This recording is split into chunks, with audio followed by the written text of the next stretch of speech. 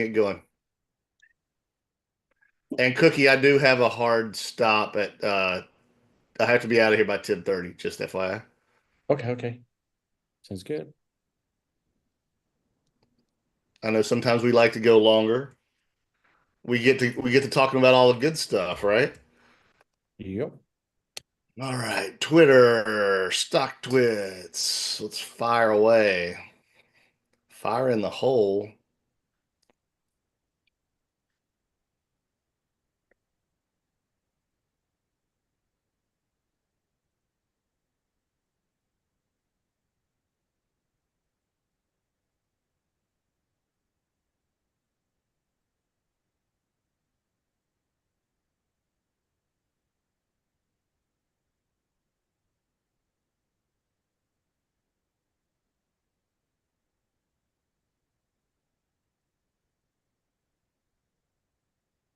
Spy QQQ Bitcoin. Those sound good for you, Cookie, as our cash tags. I mean, yeah,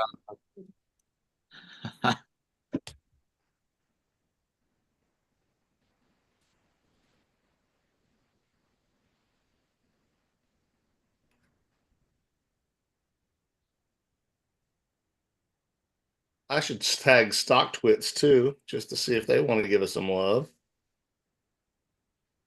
Are you still very close to them? Yeah. We're trying to do a little more with them, hopefully. Mm-hmm.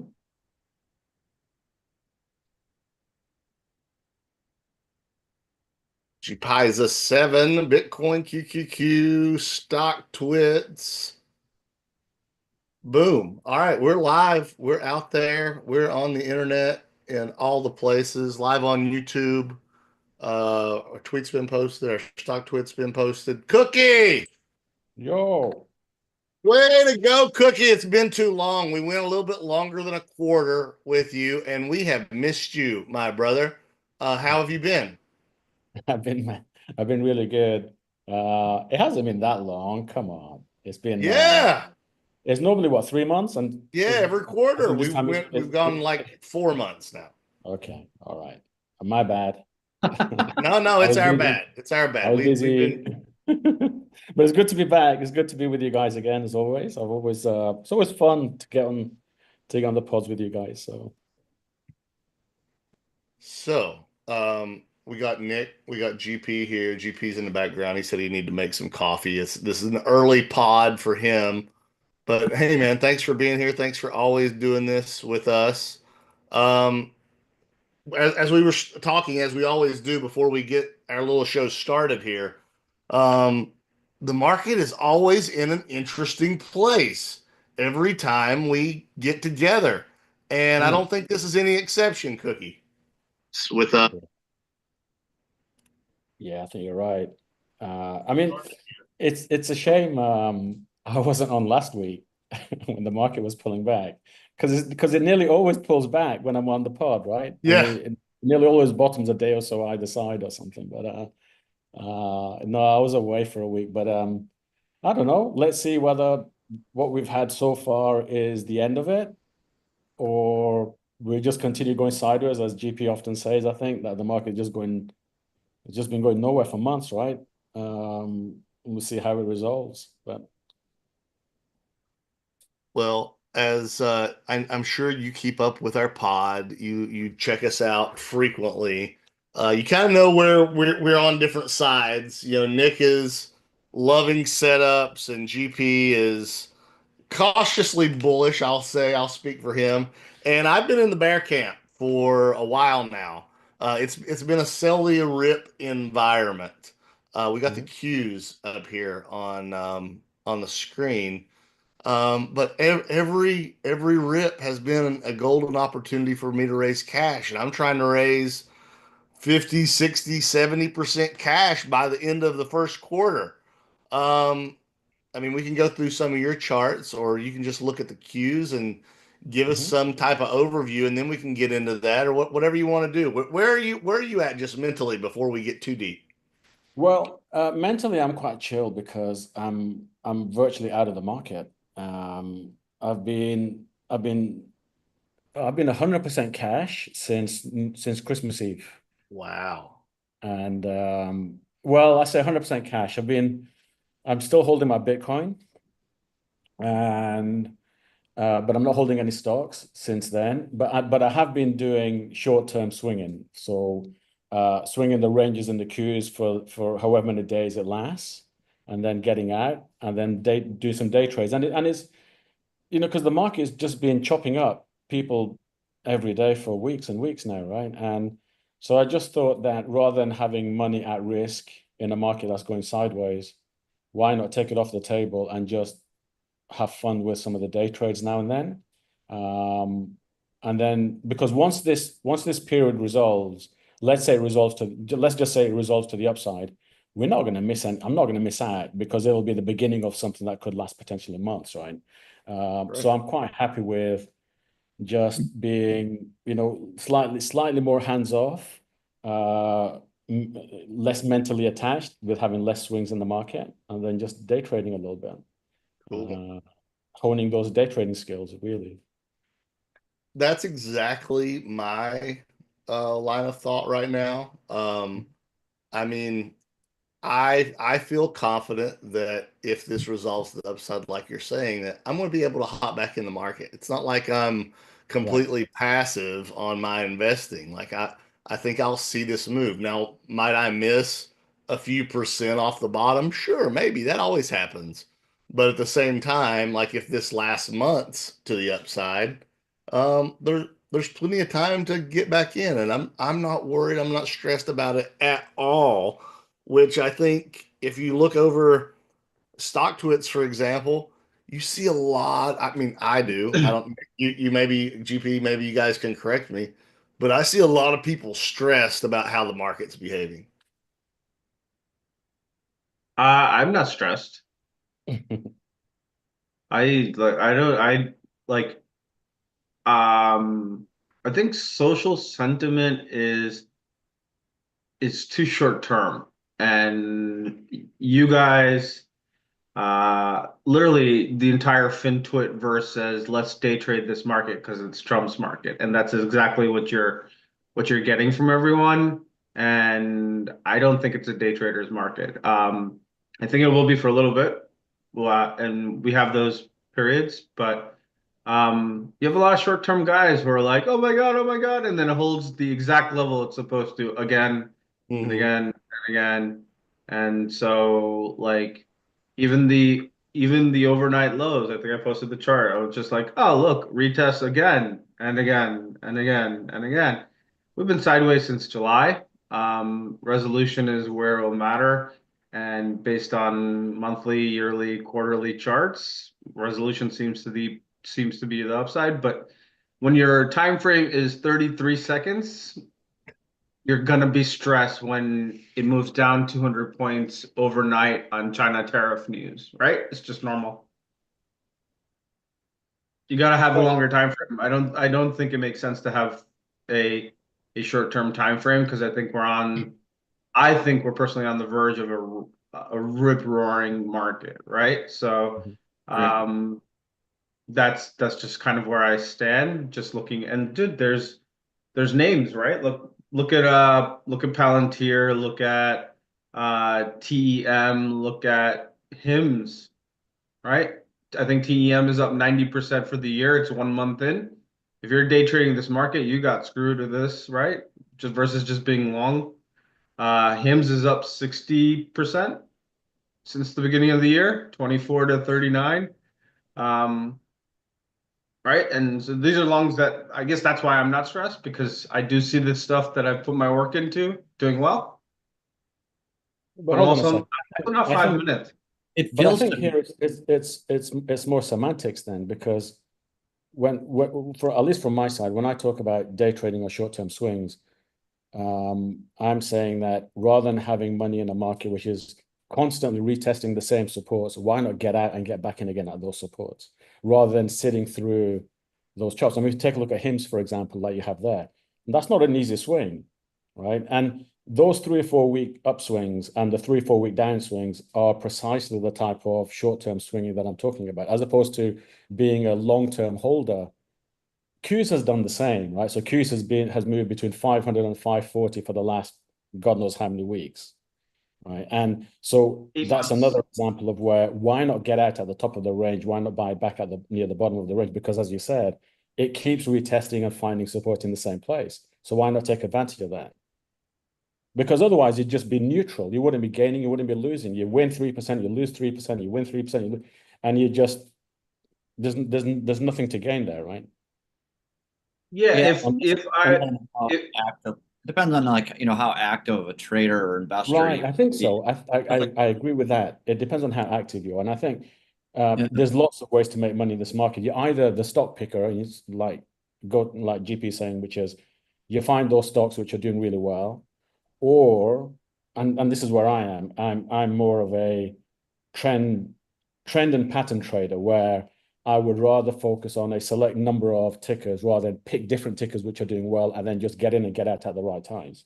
And so there's lots of ways to basically to skin a cat in this market, but um, I, I think the people who are suffering more are the ones who are getting whiplashed by the algos intraday, yeah, for because sure. that is a E- tough market. I mean, Even the if market. you're, yeah, I was gonna say, even if you're not day trading, like when we move into consolidation periods, whether you think we're resolving to the upside or downside, like it doesn't necessarily pay to buy the breakouts. Like you should be looking to buy the pull-ins rather than the breakouts in like when the indices are in a chop like period. So that's kind of in alignment with what you're doing in terms of even on the day trade side of things. Right.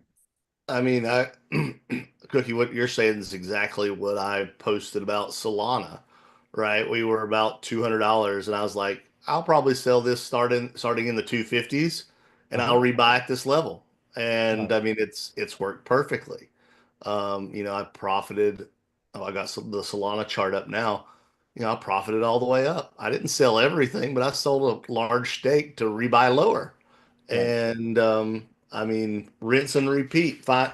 I think that's the reason why me and you, Cookie, usually find some type of simpatico on our trades, right? Is because we would rather stick with one or two names that we know and just trade that range and Right. as long as we possibly can, as opposed to being on the hunt for new names, new Right. tickers, Yeah. new And again, setup. there's nothing wrong with either of those approaches. Just it's just, do what you're good at, or develop whichever type of trade you want to be, what you want to be, right? And Yeah. I think but how's the this ones who are different? suffering. So, Sorry? how's this different than any market? Like we get range bound like at least 80% of the year. Like how's this different than any other market then, right? No, And well, I'm not. if you're an investor and you're going to day trading, this is actually a harder market for you to do. This is not an easy day trading market when you have 2-3% intraday swings a couple times a day, right? Like based off of tweets. This is actually one of the harder day trading markets if you're not experienced, right? And I think that's where some of the Which is why you raise cash and sit yeah. on the sidelines, and you take the better setups. And I think day trading here doesn't mean you spend the day trading. It just means you're in short-term positions rather than in and out 6 or 7 times a day. Now, of course, with maybe the majority of day traders aren't like that, and they, especially the ones that you'll come across in stock tweets where with their zero DTE and all the rest, and they're getting mashed up, right? I'm not thinking about day trading like that. I'm thinking if you get a solid setup during the day, hits an extreme area in the chart, you buy it and you sell it on the way up in the range, as opposed to not doing anything at all. But I Cookie, mean, I'm gonna turn the controls over to you. I'm gonna let oh, you share your screen. I know you have some stuff to okay, go to better illustrate where you yeah, think things are okay, going. okay, all right, okay, let's do that because I know you've got time is short. I mean, it's good today is a little bit early for me because normally I'm on later at night. Uh, but it's good. So shall I just press some buttons here, share my screen or something? I should do that, right? Yeah, please. Okay, let's see. Oh man, where am I? Let me see. Let me go to here. And then, oops, just don't need to see that. Shall we go to the Qs? Because I know you Love guys it. like the Q, right? Okay, and there's that. Okay, nice. So, how about we start off, because you know what I often do, what I like to do is to share charts that we've looked at before. And now this is going to help maybe GP understand why I trade the way I do. When we talk about patterns, when I talk about trends and patterns, right? So this is a chart that I shared on the last pod. Now, what I've highlighted on this chart is how similar this consolidation is following the yen carry trade fiasco that we had in August last year to what we had after COVID, right? And I remember saying on the pod last time I was on that that we're likely to see a very similar consolidation take place at some point following the yen carry trade as we did following the COVID plunge. And it's exactly the same. I mean, it's the same effing wedge. Look, I'll move it, drag it across. Look, it's the same wedge, right? So this is where I disagree with that the market is totally random and it's Trump coming in and all the rest of it. That's absolute bollocks. Excuse my French, right? Uh, it's repeating pattern that is done in the past. And so if you have something like this, then why would I swing this 100% knowing that there's a fair chance it's going to do what it's done in the past? Get the F out at the band. So I say trade the boundaries, get out at the top, get in near the bottom. If the range breaks, then we've got a different market. But whilst it's inside that range, it's the same market as we had in 2020 following the initial run after COVID, right? Now, I don't know, we can talk about this chart if you want a little bit, but in very simple terms, it helps illustrate the type of trading that we've done over the last 3 months, which is expect range-bound markets, which give very comfortable 1 or 2 week swings. And well, when I say comfortable, in inverted commas, it hasn't been easy. And the guys in their chat room, they're going to be like irate that I said that. It's not easy because it's very choppy during the day, but we have seen the market moved from 500. And that, so you don't see a 500 hit actually on this chart because it got hit in pre-market like this week and also in previous weeks as well. So anyway, 500 is the support over here, and we get out at 530. And we've done that over and over again for like 2 or 3 times now. Now, eventually this will break. And this is where, going back to a point that I made a few minutes ago, which is even if we decide to wait until after the breakout, you're not going to miss anything because just like after what happened following COVID, this is 3 months of uptrend. This is a different market to inside the wedge. So and just like over here, this was the summer, and notice this, it's the same wedge again in the summer of 2023. That's not random. That's not buyers and sellers coming to the market. That's fair. That's rigged as fuck, right? That doesn't happen by itself. There's something behind that, right? Eventually we break out of the wedge and it goes up for months and months. And this is why I say I have no problem being 0% in the market, enjoying the short-term swings as we get them. Once we break out, we'll get to 600. And it'll be an easier market when we do that. But whilst we're inside the wedge, it's a difficult market to sit on positions. And we've seen that. Things look like they're going to break out, but then they don't. Things look like they're going to break down, and then they don't. They end up back in the range. People sell at the bottom, people buy at the top. And it's been like that for 2 or 3 months now. And that's why everybody's so frustrated.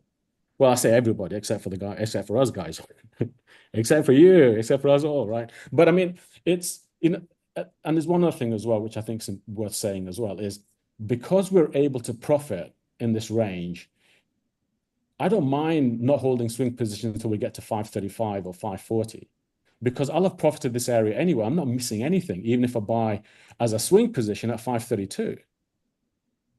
Because it's not as if I haven't profited from what happened in the 12 weeks that preceded it.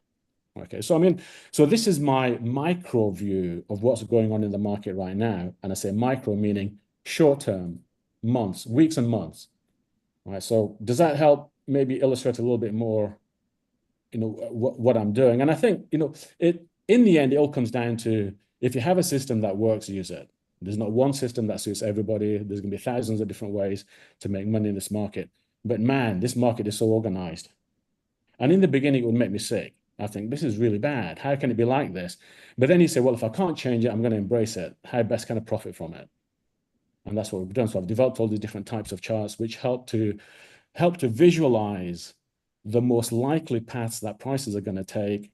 And, if eventually the patterns break down, but for now you can see, whether it's the 2022 bear market all comprising of these same identical blocks. This is not on log scale. This is just a linear scale chart. I mean, it's just insane how it's like that. And this is not just now, this is for 5 years now. And I can go back in time to get these repeating blocks like Lego Hey, bricks. hey, Cookie, can you zoom in a little bit on the current wedge that we're in?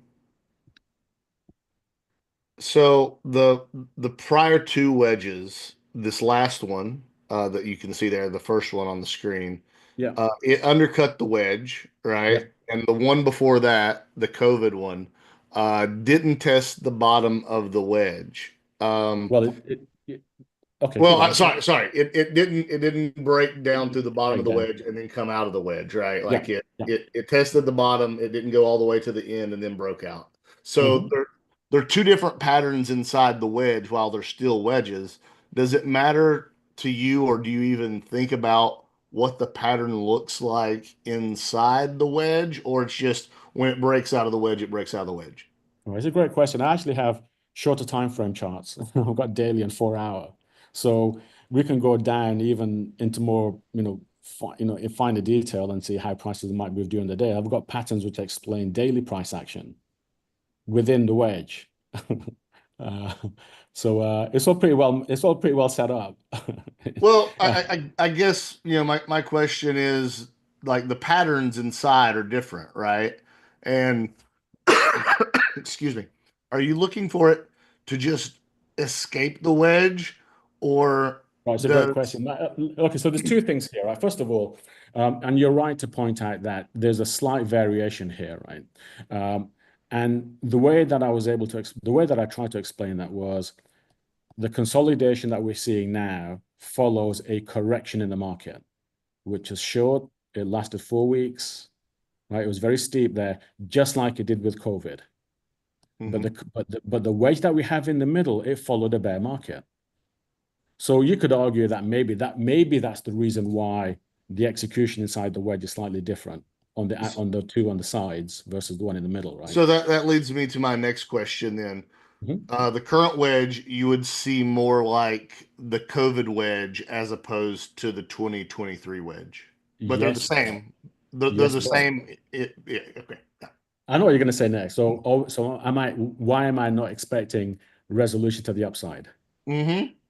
Right? Mm-hmm. And and the thing is, I'm open to that. I'm absolutely open to that. But there's a reason why that may or may not happen. And this is where so if this is my micro view, then let me rephrase your question, because we had this discussion a month ago, right?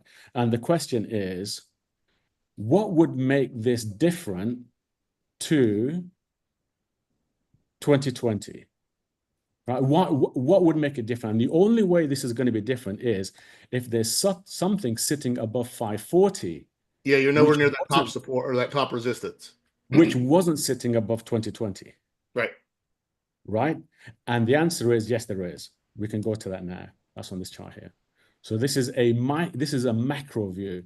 This is a different view, right? So now you've got 2020 shown like this, which is mid-channel of a so this is imagine it's just like those Google views where you start in the house, then you zoom out and you zoom out and you zoom out, right? So remember, the question was, is there something sitting atop the current consolidation that wasn't there in 2020? And yes, there is. It's the top that lines up with the 2022 bear market top that wasn't there over here. It's a different part of the channel, right? So this is one of the reasons why it may resolve differently compared to what it did in 2020, right? Now, let me just add one other thing here. Right? Now, that does partly answer your question. Now, there's one other thing here. Whilst all of this is taking place on the weekly time frame, on the monthly chart, we're seeing a rounded top, just like we've seen on previous consolidations like this. So going back to what GP has said many, many times, which is the market's just gone sideways for months. And there's a reason why it's done that. It's done that before. Right? Now, that often resolves with a move down. So along the way, whilst this market puts in this rounded top, it's possible that we get a flush down to the 440s or even 480s. even if we are later to go higher and resolve upwards. So if you look at what happened in 2020, so this is basically the COVID drop. So the COVID drop happens actually it's a result of a failed move above this dome, above this rounded top, which then comes down and it retests the other side. Okay, so this is one option. So if we were to get the move, which I think GP is looking for, which is a move to the upside, then that also brings with it certain risks of a potential failed move. Again, but we could get to 600, for example, 600 or something, and then come all the way back down again, and it'll be something similar to hitting this trend line here, which then led to COVID back in the day, right? Or, and this is my base case is that we do something similar to what happened in this period here. And this market here, 2015, 2016 was Brexit, and Trump winning eventually over here, right? So we could get something like that. Now, so the market that you see right on the left-hand side of the chart is, again, a rounding top following a strong move up.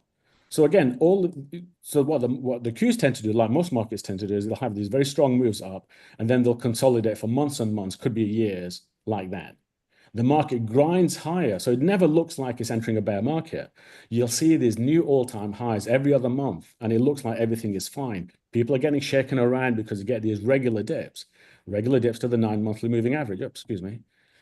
What did I do there? Right. So regular dips to the 9 monthly moving average as the 9MA comes in and it squeezes price at the top of the dome, like what we're seeing here. Exactly the same as what we're seeing here. It's exactly the same as what we saw in 2020. As the 9MA rises, it squeezes price, which fails to break out. And eventually you get this either, you get that, that impulse move higher, the 9MA doesn't follow, and you get that breakdown, right? Or, and this is my base case, we get something like this, where price, so this is the range-bound market that we're currently seeing. So we go back to the weekly chart. This is the big picture view of that. This sits inside, this is underneath that dome. Mm-hmm. Right? And one of the things that we talked about was already 2 months ago, back in December, I remember saying, this market could go nowhere until May. So this was me saying in December that the market might go nowhere for 5 or 6 months, right? And the reason why I thought that is because that's when the wedge ends in May. Now, if you look back at the previous wedges, they haven't always taken right to the edge, right to the apex before they resolve. They often resolve before we get there. It was the same in 2020, for example. So there's no guarantee that it does that. But so to summarize my position, we are happy to have less money on the table and enjoy some of these short-term swings whilst the market is predictably going sideways in a range. Be ready for the breakout if we get it, and be open for a flush down, because that wouldn't be unusual in the type of consolidation that we've seen in the past. Right. So this is the view based on the Qs. I could go through exactly the same story based on SPY. And in fact, in the case of SPY, it's slightly more pronounced. I could say, right, so here's 2020 and here's 2024, 25, right? So a bull market. And, and I don't know if I mentioned this on the call last time when I was on, and people saying how insane this market is. 2024, 2023 is an insane market. And I've turned around and said, yeah, but hold on a second. It's exactly the same as 2020. Exactly the same speed, exactly the same range. There's no difference. There's no QE, and we've got interest rates through the roof. It's a different, from a macro point of view, the market is very different. From macro monetary policy is different, but price action is exactly the same. So you get a move up, you get the consolidation, which is the bear market, and then we have this second leg up here. So you get A, B, C. So that would also, again, suggest that maybe we're coming to the end of something, or at least we could get some sort of a shakeout around this level over here, right? Now, but we are at crossroads here, right? So so these orange bands here are very similar consolidation that we've seen again in 2020 on the way up, right? And so if you go back to the question that you alluded to earlier, which is what might make this different to what happened in 2020, and it's this chart here, isn't it? It's this one, where you've got that top there, right? And you've got this top over here as well. So again, you're looking at connecting resistances on macro views, which are going back decades. Right? Now, what you're seeing here as far as the monthly chart for SPY is concerned is consolidation at the top of a channel, this purple channel, which captures the bottom of the great financial crisis. The COVID bottom was on the center line, and we're here on the other side. Now, typically what price does, because of this idea of symmetry, which you've all seen, is if it struggled at the center line, it's going to struggle on the other side. That's the measured move. So this is the measured move from the COVID bottom all the way to 610.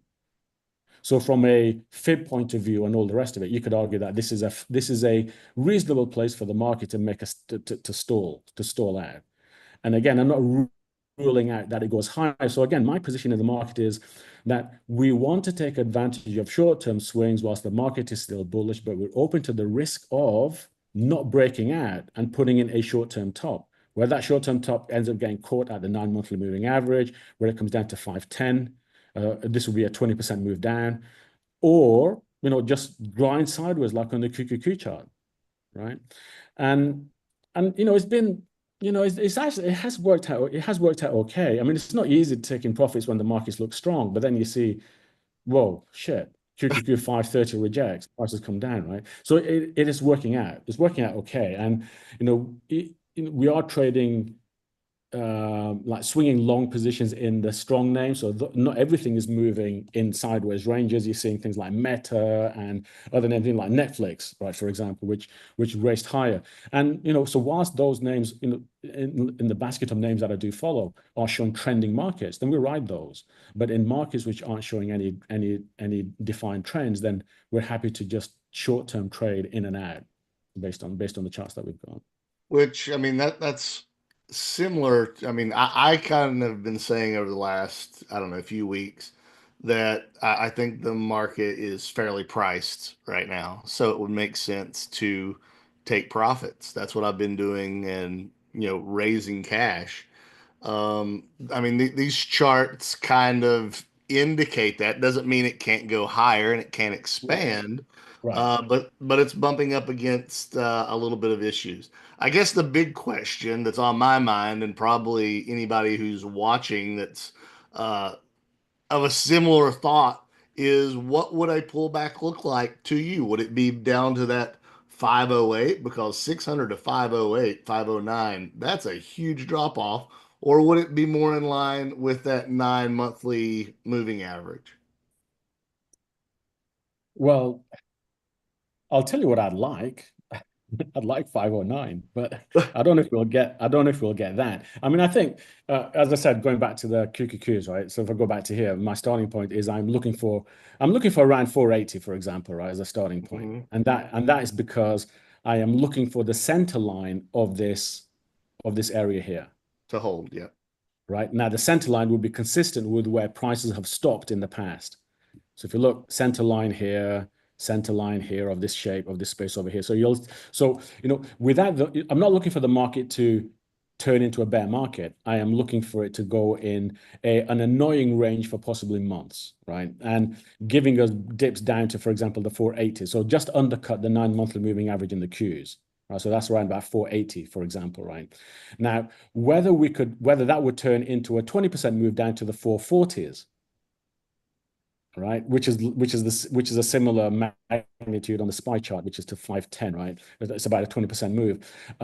Well, it's possible, but then of course we just take it as it comes. So if 488 ends up holding just like over here with the Qs, right?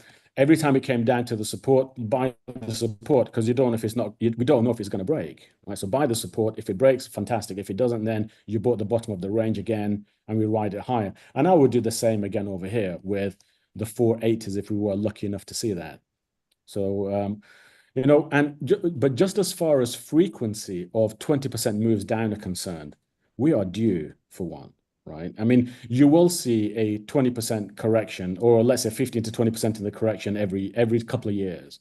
And I think the market is probably overdue one of those. And I think whether the market goes higher first and then it gives us that, or whether it just gives us that, is debatable. But I think it's on the horizon. And whether it happens in the next couple of months or not, I think it's more likely than not that we see it this year.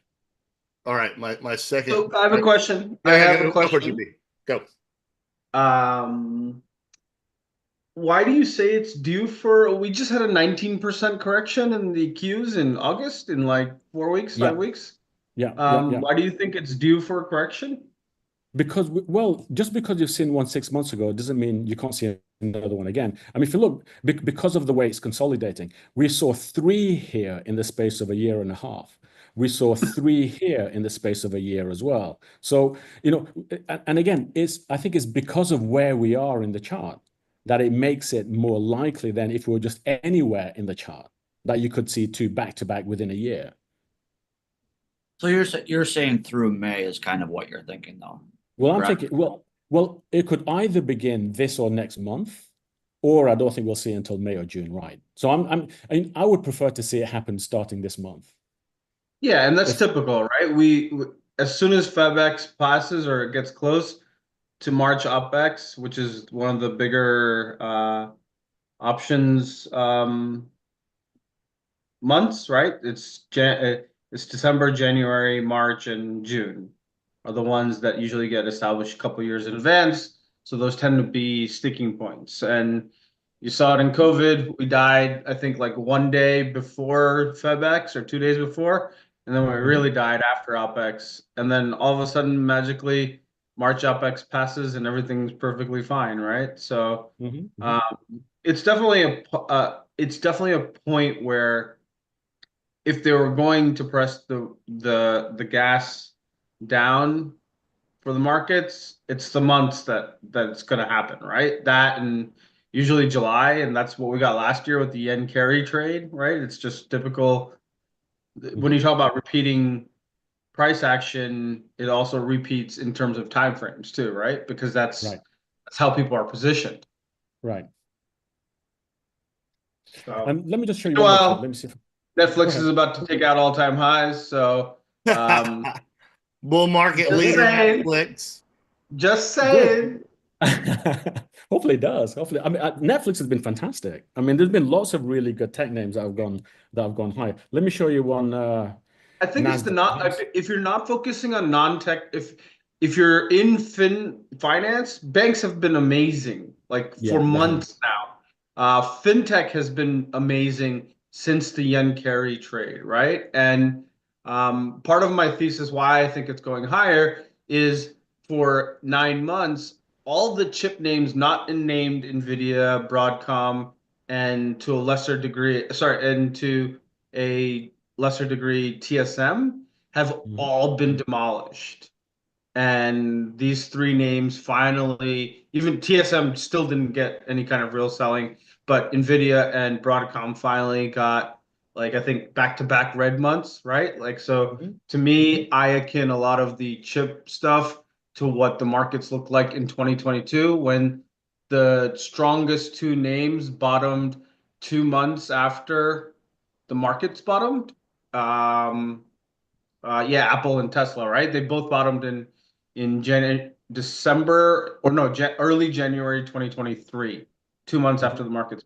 So that's why I think chip names are going to start behaving better. I was looking on a lot of the monthlies for Synopsys, for ASML, for Lam Research, for um, Umbrella. I did a thread on it, but that's just kind of where I'm at in terms of seeing the okay. underlying strength and rotation that's happening in the markets tends for me to say we're gonna go much higher, right? Mm. And I'm not concerned about a 5% dip, right? That I think that's where timeframes matter. I'm not trading every 5-second tick mark, right? So I think that's where it's kind of like see the bigger picture, which even if we get one of these corrections, we are going much higher, right? So um, that's just where I'm at. Yeah, I mean, I think, we want to be prepared for a big dip if we get it. We don't want to be fully invested and then saying, I wish I'd taken some money off the table with which to buy that. And that's always it comes down to, can you really time the markets, right? And I think, if you follow the trends and you watch how moving averages are turning over, then it's possible to do that. But of course, we can trade short term whilst all of that's taking place anyway. So All right, so GP, you brought up that you like chip names here. This is coming from the guy who's been waiting for NVIDIA short. I asked Nick question this kind of facetiously yesterday, but are you buying NVIDIA right here? Like, is NVIDIA on the table for you to buy at 118.47 right now? I did. You did buy it? Yeah. Okay.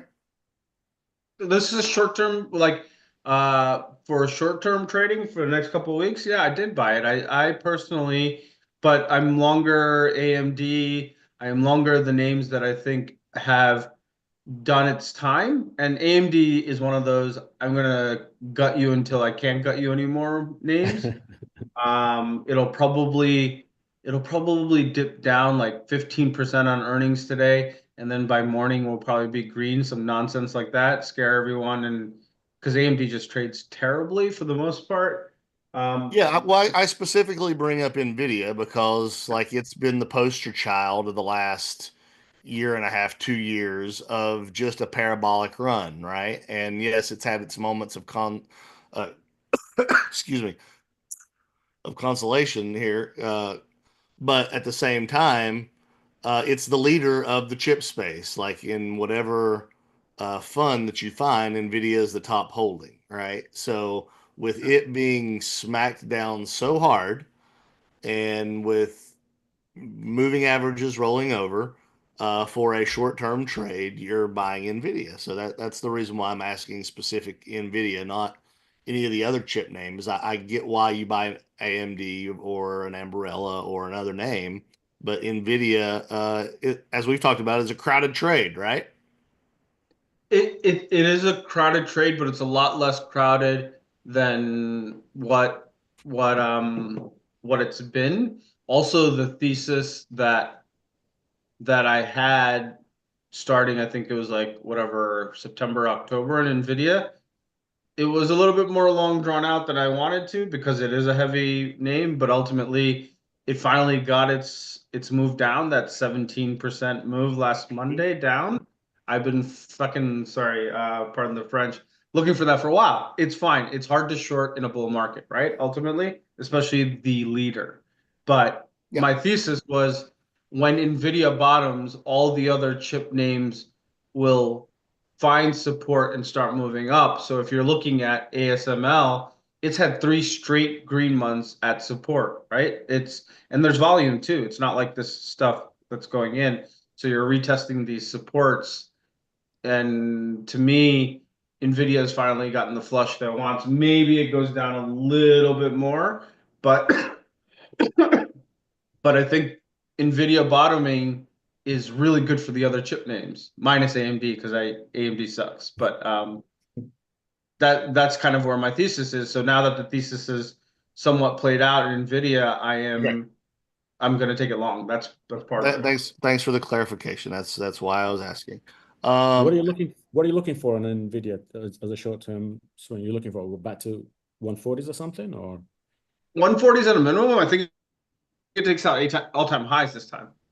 Take a look at what Apple kind of did after around like end of December 2022, early January 2023. That's kind of the framework and structure I'm looking for in NVIDIA here. If it doesn't happen, then obviously it's not the same, but that's kind of what I'm looking for. okay? Shall I show you my take on Nvidia? oh, please. Sure. Because I got a And few after you do that, Cookie, I want you to go Bitcoin. into why you're all cash except for Bitcoin. Bitcoin. Yeah, okay, sure. Uh, all right, so here's my take on Nvidia. I mean, you say Nvidia's been taken down. It's just traded flat, right? I mean, it Yep. it it it's just gone sideways for 8 months or however long it is. And so even though it seems like it's dropped a ton from 150, it's just gone nowhere for 8 months, right? I mean, 120 is probably the midpoint of the range. 130 is probably the midpoint of the range it's been in for the last 6 months, right? But here's how I see Nvidia working out right now. I'll let you take a look at it, right? So this is a chart that I put together 2 years ago, and it's playing out, right? So this is 15-year consolidation in Nvidia since the year 2000. It finally breaks out in around 2015 or so, and then it does these 3 waves higher. like that, right? So you get the first wave over here, and you get the first wave over here, which ends in what's that, 2018, and you get this correction in this at the end of 2018, which coincided with all the taper tantrum and all the rest of it. You get a second move up, and all of these uptrend channels are identical, right? So you get again another move higher, which again gets to near the top. It rejects at the same rising wedge top, the blue rising wedge you see in the background, and then it begins falling apart there. This is the bear market in 2022, right? And then once again, this time it starts from the bottom of the wedge and it works its way back to the top. Again, the same uptrend channel. So you get these three identical uptrend channels each time. I talked before about how the market's rigged as F, right? Here's another example of how organized everything is, right? And this time, notice, right, that you get an identical consolidation phase at the end of this run to 2018. Right, so you get the 7 months of prices going sideways. The nine monthly moving average rolls over, just as it did in 2021, just as it did at the end of 2018, 2017, 2018, right? And this begins a move down, a very sharp correction of 2 months. Now, this is the reason why I said, but it hasn't really dropped yet. It hasn't dropped at all. It's just gone sideways for 7 months. So I think it's very misleading I'm not saying anybody's misleading. I'm saying the market misleads people because you think it's dropped a lot, because it's dropped from the top of the box from 150 down to 120, 115, which is what it's done in the past. Now, you could argue back in 2018, holy shit, it's dropped enough already. But that was the beginning of the move down. So again, maybe this is consistent with my bias for looking for the market to correct, but this chart has been here for 2 years. I haven't put this together now. It's the same chart that I used at the end of the bear market, right, to think about this move higher. So right now, the way I see NVIDIA is, unless it takes out the 9 monthly moving average, it's dog shit to me. I'm not going to touch it unless it takes out the 9 monthly moving average, because only if it takes out the 9 monthly moving average will it negate partially. I mean, over here, you have this kerfuffle around the 9 monthly moving average for 3 months before it finally tanked. But back in 2018, once it lost the 9MA, it was over. So at least from a probability point of view, I'm not interested in this unless it gets back above at least 120 and possibly 124. And above 125, I'll say it's a failed breakdown and we go back to all-time highs. And then maybe this potential drop that we see, it doesn't happen now, it happens maybe later in the year. But right now, the way that I'm trading is I've got short-term patterns on here looking for, I remember saying, the way I've set up the chart today actually is if it takes out 118.7, we are likely to get to the 9 monthly moving average. So it's sitting around this area over here, right? So I can show you that very detailed 4-hour chart in a second as well if you want. But for now, I see risk in NVIDIA unless it gets at least back above the 9 monthly moving average. And you can see it's still inside this rising wedge. It's still on, and that's all the way up to 136. So, maybe it gets that high. Maybe it gets back up to 136 on the failed breakdown of the 9 monthly moving average. But for now, I sold that one in the 140 some time ago. I think I actually had a target on this of, even when it was down here somewhere, I remember saying, it's going to get to 1500. And that's exactly where it went. And now it's just been held for the last 6 or 7 months. Now, hopefully it does go higher, but I'm not looking for it to do very, very much. Let me show you another chart on NVIDIA on the 4-hour time frame. Now, this is going to give you heart attacks because it's a bit detailed, but I'll share it anyway. Right, I love it when you tell me I'm going to get a heart attack in the morning. This is the rounded top in NVIDIA, right? So that red dome there, and you can see all of these rejections all the way around, all the way around, all the way around. The failed breakout, which was the final nail in the coffin for NVIDIA at just below all-time high. So it comes back, failed breakout over here, and it goes all the way down. This is the deep fake, right?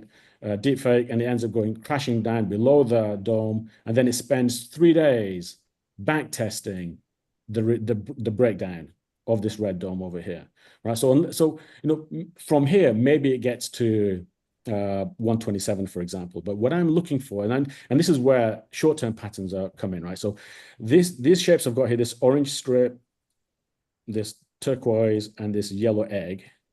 these three, and also the downtrend channel, are identical to how it consolidated last time in this topping formation, right? So what I'm looking for is this UI here basically shows price closing yesterday on the underside of this yellow space here. So the trade today, as far as NVIDIA is concerned, is if it gets back above 118.7, which is where it currently is, right? So it's around 118.7 right now, I think, as we looked at it just a few minutes ago. Then it's likely to repeat what it did over here, right? Which could mean a move to the 4-hour 20 MA, and then maybe something happens to bring it back down again. But it will only start looking more interesting as far as the trade is, as far as a longer term swing is concerned, if and once it takes out the 4-hour 20 MA. Until then, I am more than happy to take the short-term trade between 118 and possibly 124, maybe 127, and then we get out. Now, so this is going back to the discussion that we had earlier about we can day trade based on patterns and trends, given how organized and rigged the market is. I mean, I don't know whether you could have done this 10 years ago, but it's far more organized and coordinated and timed and precise than it has ever been.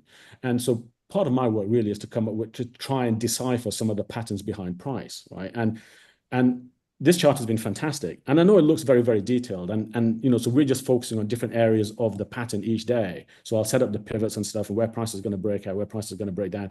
And there's one other thing as well. So let me just show you, let me get rid of this, get rid of that, get rid of stuff. I'll leave that there. Let me just put in one more support like this. So I'm going to put this maybe here. I have a theory as to why that is. Go ahead. Like, yeah, whilst I'm doing why this. the patterns are becoming so more Prevalent. Yeah. prevalent. I think it's one, I don't think anybody's special. So generally, we're all feeling the same things at the same time. How we respond and react to what we're feeling is completely different. Mhm. And like how we perceive that feeling is different, whether it's opportunity or not, or whether Yeah. it's like fear or not. But the introduction of social media and let's just say the television and social media, the internet, everyone is so synced in that, I mean, you just, again, like look at like FinTwit, like you look at these like barometers, the fear and greed gauge, like, dude, it flips back and forth. Like it can flip back and forth in a day. So I just think it's like social media and how synced people are, like how It could like logged in. absolutely. I don't Yeah, I know. mean, it Kind of could be. My theory is it's all AI. I think Oh, I think sure. the more advanced AI is getting, the more controlled the markets have become, I wouldn't. I would agree with that too. and the play on psychology. So the algos know when people are going to buy and when people are going to panic sell, and Oh yeah. it's the same old thing, right? Buy at support, sorry, buy at resistance, sell at support. So you end up buying what you think is going to be a breakout, and then the algos take your legs out. And I don't know, but just on this chart, so you can see why again 118.8 is an interesting point. So take that trade, it'd be a failed breakdown at 118.8, and it targets the center line of the channel, which is 127, right around this area over here, possibly over the 4-hour 20 MA. So I think that this is an example of this is a fantastic example of the short-term trading that we're doing, right? Very clearly defined trade. If it works, it does. If it doesn't, then we get out. But if it holds 118, it's the failed breakdown. And, because you've seen how many times this channel has held in the past, because everybody's seen 130 as a support, but there is a downtrend channel here as well. So if it gets above 118.7, it not only does it get back inside the green space, but it also breaks the downtrend channel from the all-time highs. Right, so this is a perfect setup here, right? Above 118.7, then you do get that trade possibly to 127, and that's what we've been looking at today, as far as NVIDIA is concerned. But within the macro view that we've been consolidating in what looks like a rounded top for 7 or 8 months, and it looks to be forming the same as what it did in 2018. And what's interesting about 2018 parallels as well is, the market. You had also did you have the China stuff? Right, we had the China trade war in early 2018. We didn't really do anything, but it was the Fed. It was a taper tantrum around the Fed not easing and stuff, which led to the market dropping in Q4 2018. So you've got all these, you've got similarities not only on the chart, but also what's going on outside of the charts, which could mean we get a similar outcome, right? I don't know. It's just fascinating. Whether it plays out or not, who knows? But for now, you can see we're at 119.41. So we're in this area over here. Let's see how high we get. Let's see if we can get all the way to 127 or not. First barrier will be the 4-hour 9 MA, right, which is 120.68.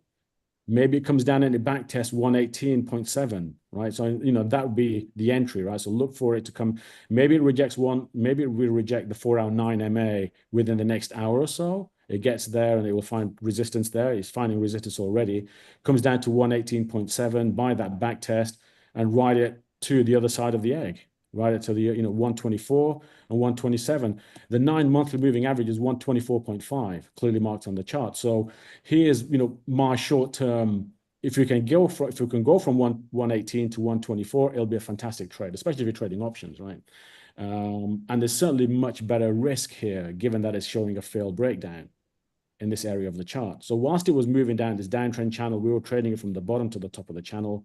And now it's showing a possible failed breakdown. Let's see if we can go all the way to 127, maybe 124, this area over here, where the 9 MA is. Right. So it's not all, I'm not like doom and gloom, right? I'm still bullish, and the market is still a bull market. I mean, I think, one thing I should say that is, it's a bull market. I'm bullish. What I'm looking for is the potential for a correction at some point during the early part of this year.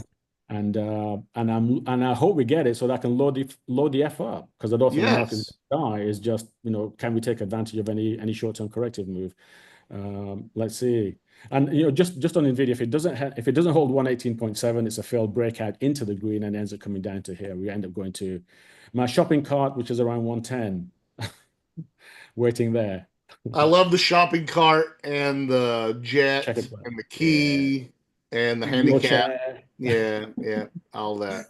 I know I said I want Bitcoin. I do definitely want Bitcoin, but I see Tesla in a tab over there. I see Tesla in a tab over there. Do you want to see which one? Okay, take your pick. Which one do you want to see? Tesla. I want both. I'm greedy. I want both. Okay, hold on a second. Let me get Tesla. All right, so Tesla, let's see. So it's a monthly chart, right? Now, so Tesla is pretty interesting. I mean, it's not, I've been bullish on Tesla for a while, right? So ever since it broke out of this wedge, it's been racing higher. Now, what it's done is where this red arrow is, there's a red line, there's a red trend line over here, is where it's found resistance and support in the past, going back all the way back to 2011. Right, so you can see on the bottom left of the chart. So this was an important level. So the fact that it got above that resistance at the time was, I think, important, because that opens the door to 500, 1,000, 2,000, all the rest of it, right? I think that this is the gateway to the top part of the channel. As far as the dip that we've got so far is concerned, what's interesting is, and I always look for higher and lower monthly lows, and the dip that we've got so far this month, and I know it's just the second day of the month, we just started February, but we held the January lows by $1. Right? So this is another example of how like what GP said earlier, how QQQ finds support at the same spot every time, right? The algos are well programmed and stuff, and it's the same with Tesla. So we found support $1 above the January lows. So you maintain the higher monthly low sequence that we've had for the last 5 or 6 months. So the trade, as far as Tesla is concerned, is quite straightforward, right? Whilst it holds 374, it was 373 in January, right? Whilst it holds above 373, dip's done. It's over, right? Which would lean more to the camp that we might not get that correction in the market, because you'd expect everything to stop falling apart. If, however, we can't hold 374, then we have the first lower low in Tesla for the last 5 or 6 months. Now, what that does is, it doesn't mean the chart's dead or that Tesla's going to die, but it opens up the possibility of a consolidation until the 9 monthly moving average gets closer. So when you see a lower candle low, then you're likely to see consolidation to either straight down to the 9 MA or sideways until the 9 MA catches up, right? So the trade, so I can define the trade very clearly. Whilst it's above 373, I'm looking for higher, at least close back. You can say, well, there's a bull flag there. You can draw a downtrend line from the last 3 peaks, and you say, well, there's a bull flag there, and we end up going to 500 and 1,000, all the rest of it, right? If we don't hold 373, then I'll look to buy at 338 and the 9 monthly moving average. right? So the 4-hour 200 MA, which is a good spot to fish, because lots of them have come back to that area in the past, is around 310. It was about 300, 310 or something. So again, maybe we get that if we get lucky, but for now, there's no chance we're going to see it unless we go below 373. So again, that's another one that's on my list to buy the dip if we get it. And whilst it's holding 373, I just like, well, fair enough. We'll wait. And we just hold positions. So I'm day trading. I've got a 4-hour chart, a lovely 4-hour chart, which I'm not going to bore you with right now, on what Tesla might do intraday as well, similar to what we looked at for NVDA. And you want to look at Bitcoin anyway, right? Yes, please, please, please, please. All right, good. But what I like about this chart is it's quite straightforward. It's quite a simple chart. There's not a lot of detail on there. It's just one uptrend channel, the consolidation, and then we go higher. Bull flagging, what could be a bull flag over here, and we go higher. One of the reason why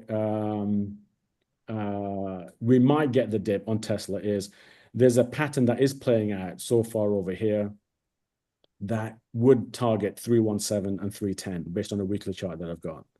Right. The only way that's negated is if Tesla takes out the 9 weekly moving average, which is around 410, if I'm not mistaken. Right. So if Tesla gets above 410, then it negates a pattern that could take it to 310, 320. Right. So whilst it's holding 373, I'm looking for it to stall below the 9 weekly moving average because it is below and the 9 MA has rolled over already. So there's still risk there in Tesla, at least in, again, not that it's going to die, but just that it might start consolidating for longer.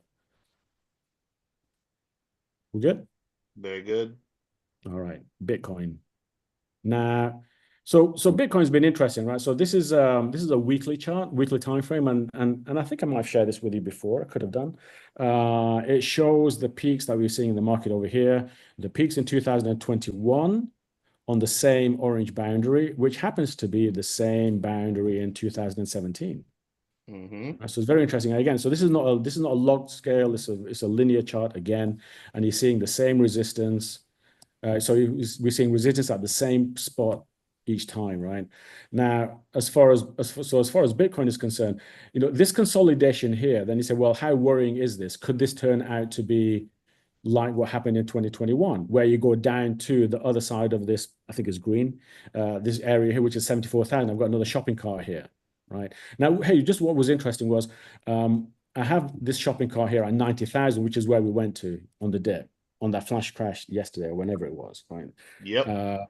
And this channel here is identical to the channel here, and it's identical to the channel here, and it's identical to probably others in the past as well. So what you're seeing here is Bitcoin is doing exactly the same as what it's done in the past. There's nothing different. There's nothing special. Everybody's losing their hair, right? Everyone's losing their hair, losing whatever, right? And it's consolidating in the same way that it's done before. So it will typically do this. Right. And you could argue that maybe the Qs are doing this as well, something similar like this on that wedge that I shared with you on the weekly chart, right? Where you've got this consolidation taking place, which is not that different to here. Now, the only problem, it's not really a problem, but the only thing with Bitcoin right now is notice the 9 MA is rolling over here. Now, with the 9 MA rolling over, and I'll sometimes use the expression, the 9 MA angle of attack isn't facing the breakout. Right. So unless the moving average is pointing towards the breakout, it's less likely that it does. Right. So, and you see this over here. So sometimes you'll get fake moves above because the 9 MA isn't pointing in the direction of the breakout. You need to see the squeeze where the moving averages are pressing price against the resistances for price to actually follow through with the breakout. If you don't get that, then what you see is like what you see over here. I'm pointing to the consolidation below where the 9 MA is flat, price goes to the top of the channel and it doesn't break out because the 9 MA really isn't pressuring the breakout. Right. So that's the only concern here, short term at least, right? That this bounce here, whilst it was very, very tasty, it may just be just another bounce in the consolidation in the range, which is fine by me. There's nothing wrong with that. So what I'm doing as far as positioning in Bitcoin is concerned is I'm holding full Bitcoin, but I'm hedging at the top and I'm covering the hedges at the bottom. Right. And the reason why I'm doing that with Bitcoin is because I'm able to trade it 24/7. The platforms offer pretty flexible trade setups and stuff so that you can manage that with futures, hedging and all the rest of it, right?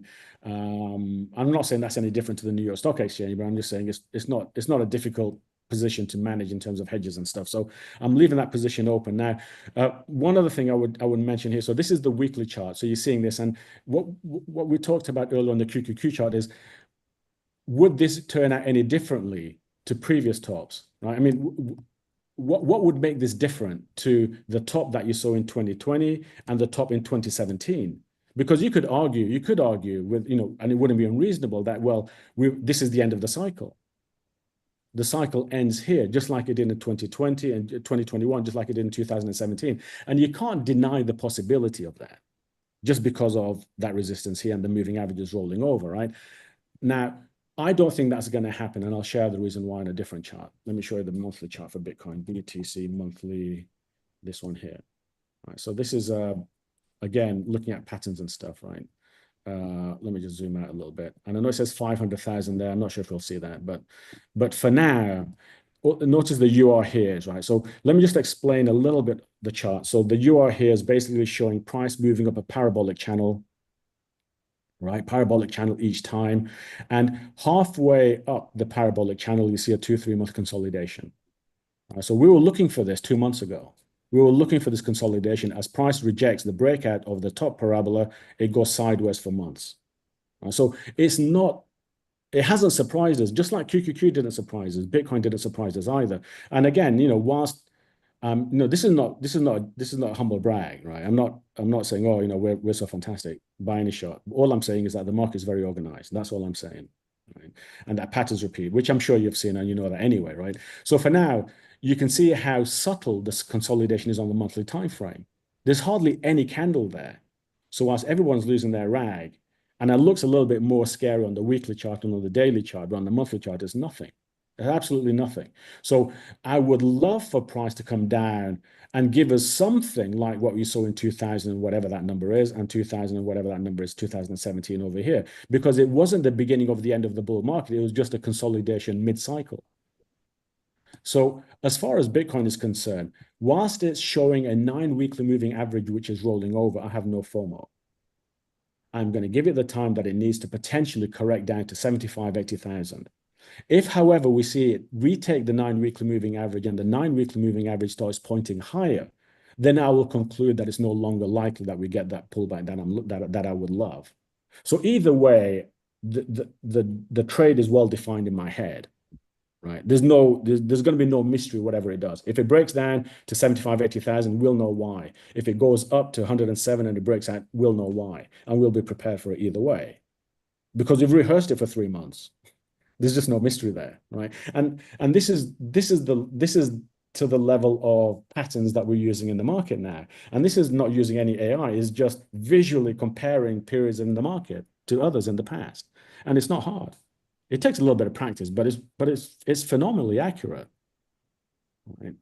And I wouldn't have it any other way, because this gives us an edge. Because if you can do this, and anybody can do it, then we're less at the whim of the algos who are shaking people out every day and every week. We're prepared for the consolidations, we're prepared for the breakouts, we're prepared for the moves down. And my motto has always been, if we see a pattern, I want it to play out, even if that means price is going south. So I would rather see the patterns play out, because it gives me more confidence and more conviction in what follows. Because if the patterns play out partially, they're likely to play out fully. So if so I would rather the patterns continue to play out throughout. So here, I would rather we don't see Bitcoin break out here. I mean, you could argue, well, 3 months consolidation is similar to over here. Maybe that's it. And it's possible that it is, right? It's gone sideways for 3 months now. This is the 3rd month, just beginning in February. Right, so you could, and we'll be fine with that. And I'm holding all my Bitcoins anyway. And this is one of the reasons why I'm not selling my Bitcoins, because the chart looks phenomenal. It looks fantastic. Why would I sell out of my Bitcoins, right? I'm not holding any altcoins because they're a pile of shit, right? They really are they're just widow makers. They really are, right? I mean, we will trade altcoins when they trend, but when they don't trend, I just don't hold them. They're just not worth it. They're just not worth the headache. Because I know you like your altcoins. I do like my shit coins, and the thing is, right? You have to be willing to let them go. Yes. These aren't vehicles that you keep. These are rentals, right? Like you're in and out, as That's a good point. opposed to I'm building a home here with what Uh, and I've had this I've said this a couple times. I think Solana is replacing ETH. But that also comes with for Solana to stay higher, meme coins and shit coins have to do better. So over the long course of time, it's hard to hold in all those altcoins, but Bitcoin's still daddy, right? Bitcoin is Hmm. still bossing everyone around. I haven't even looked at the chart in a couple days, but Bitcoin dominance. I mean, yesterday it spiked to 60, almost 65% of crypto market cap. And I mean, that's absurd. That's as high as it has ever been Bro, it's the golden age since of it's the golden age of Bitcoin since again. what? Since 2021. We're going Uh, backwards. Yeah, yeah, we're going back to concentration in Bitcoin again. It's yep, the institutions are more interested in Bitcoin than anything else, I yep. think. Yeah, they've got to be. Right. And it makes Yeah. sense that that's the case, I think. Um, I don't know, maybe crypto's just early, right? Maybe it's, we haven't had the same rush with the altcoins as we did with AI, for example, right? So AI, the technology swept globally. Everybody loved it. Hey, let me give you a parallel, right? So this is the silly thing, right? So everybody complained about the energy usage for Bitcoin mining, right? Nobody gave a fuck about the AI energy usage. Let's just build Yeah, some nuclear reactors. Fuck it, yeah. right? Why was that different? Why did everybody like say, oh, it's fine, you need energy for AI, we'll build some more reactors. But when it was energy usage for Bitcoin, everybody was vomiting on the street, right? It's just a different percent. There's just a different warmth to crypto. Let's call it cold, right? There's just no love for Yeah. crypto, at least for the altcoins, right? And it's not, and I'm not a hater. I don't hate the altcoins. I don't. I'm just speaking what I see. I'm just saying what I see, right? And that wouldn't stop me from trading the altcoins when they trend, like what you just said. You Yep. you know they're temporary buys, right? Buy them when they're doing good, and then get rid of them when they're not. And you can make a ton of money doing that. I mean, outside of Chainlink, there is not a altcoin that I would want to have on my books. Not even Ripple. No, What about Dogecoin? no, no. Okay. Or H bar, because those are the two that have been I mean, doing. I like them when they're Yeah. trending. They make Right. explosive moves. Right. But Right. I mean, let's just say you bought H bar in the 30s, 30 Yeah. cents, right? Yeah. Yeah. You're pretty sick, especially after yesterday when it went down to 18. For sure. You're still pretty sick right now at 25. Right. I agree. No, I agree. They're just too volatile. I'm just too old for that stuff now. Maybe it's that. Maybe it's just me being old. I don't know. Maybe all the youngins love that still. Or they're into the meme coins now, right? And again, the thing is, it's all about momentum, isn't it? It's not, nobody gives a shit about any of these names. It's just about which one has the momentum. Well, Let's ride it while it lasts. That's it. yeah, I think it's just a different philosophy. I would, this is sort of the common philosophy. I would rather throw $1,000 and just set it. I'd rather throw, a couple $100, $1,000 in on something and watch it burn, but with the chance for 100x, then I would be able to spread between two or three things that I really like at $300 a piece and just watch them continue to go up, right? Mhm, mhm, mhm. I think that's boring. Or if you're trading altcoins when they're trending, oh well, you didn't catch the bottom. Well, I don't care. I still made 40%, Mm, right? Like right, I right. think it's all a matter of perspective. And a lot of people, especially in on the meme coins, and this is the way it's always been, as far as I can remember on meme coins, that Mhm. I'm looking to get 100x. Like if it goes to Yeah, zero, it goes to zero. But if right. I turn my $1,000 into 100,000, look at me. Yeah, yeah. Yeah. Cookie brother, we're out of time. Hmm. Thank you so much. I know we do this. We try to do this once a quarter, and this is not our usual pod, but we love catching up with you. We love being able to see your different take on the markets and just look at how you think through things. And again, like we all have different strategies, but when we link up on what we see across the market, it makes us all more intelligent and makes us all better traders and investors. Yeah, agree. Are we still streaming or? Yeah, we're still on. Okay, good. Like I said before, I think it takes all sorts to make this market, and uh, just be good at whatever you do, right? Whatever which way you do it, just be good at it. And that just takes practice and practice and practice. And my way isn't better than anyone else's way. And it's just about execution. It's always about execution. It's not really the strategy that makes the difference, it's how will you execute it. And that would be, the encouragement I would give everybody out there. It takes years to feel really good and comfortable about the way you do stuff, right? And it's nice. I mean, the market's difficult, but I'm having fun. It's good. I love it. GP, Nick, any last thoughts? Yeah, I'm with you. Find what works for you and then just focus on it so you don't really have to give a shit what other people have to say.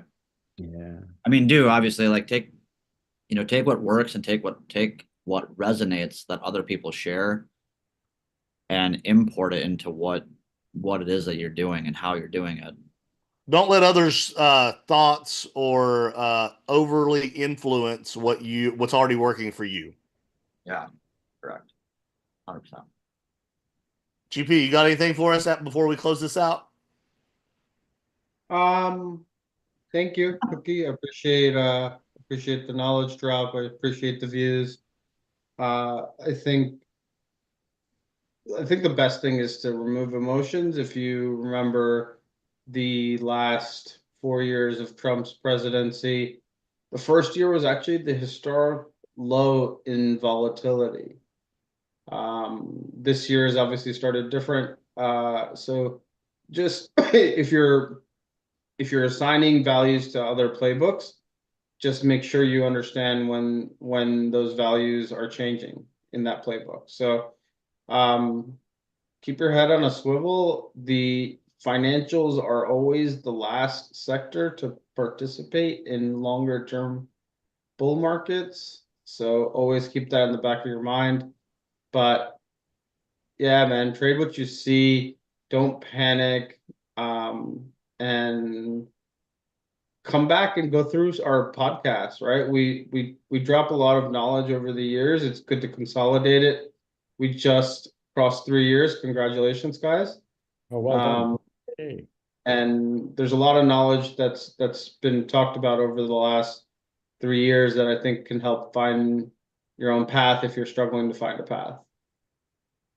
It's been a long journey since January 2022 when we started this little baby up, and it's been a lot of fun. Cookie, you've been with us nearly every step of the way, but GP, Nick, thanks, guys. As always, love our conversations. And hey, we appreciate everybody who tunes in every week or who watches us on demand later. That's the reason why we throw it on YouTube. So if you can't catch us live, you can always catch it whenever's convenient to view for you.